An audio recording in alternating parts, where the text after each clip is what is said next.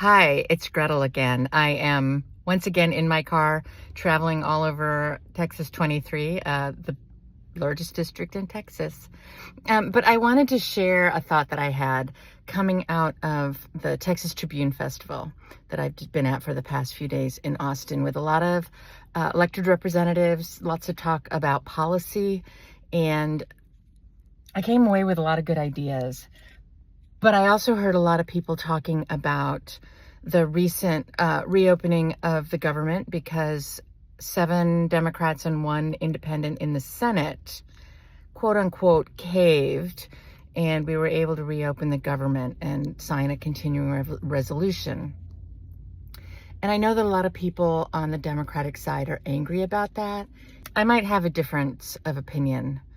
And part of that, a big part of that comes from being a former government employee for more than 20 years and having lived through some government shutdowns. And I was really lucky, especially the last couple of big ones, in that I had a credit union that offered to loan me with no interest for the duration of the shutdown, the equivalent of my take-home pay.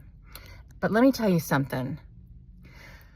A government shutdown is a hardship. It is a hardship on employees. It is a hardship on their communities. It is a hardship, as we saw, for people who receive SNAP benefits, who the government decided, the administration decided to not fund those, and then at the end was even going after states. We were looking at flight delays, the suspension of many flights at many airports going into our busy Thanksgiving holiday. And so for anyone affected by the Affordable Care Act, I see you, I hear you, and I know that that is a terrible upcoming burden for individuals, families all over the country. I do not minimize that, and I do not in any way condone the Republicans' desire to cut that. That said, we were not going to get concessions on that anyway. I truly believe that. I truly believe that Democrats in the House and the Senate were not going to extract any sort of concessions from the Republicans, no matter how long the government shutdown went on. And so I feel like what those people did, the 8, was necessary to save what they could for working Americans. Some people will say that the shutdown didn't have to happen at all. Now, I appreciate that the Democrats tried. I really do. And I think they really did try to gain some concessions on the cuts to the Affordable Care Act tax credits. And I support that. But at the same time, real people on the ground were really hurting because of the shutdown.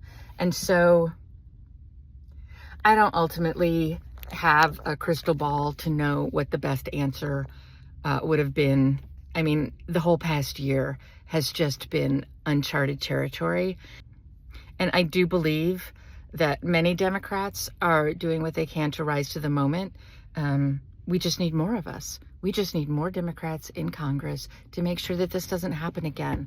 But at the same time, I'm not going to demonize 8 people who decided that it was more important right now, in this minute, to ensure that people had their SNAP benefits, to ensure that government employees all over the country were being paid and would get their back pay, that air traffic controllers could come to work, TSA members could come to work and be paid and keep this country going.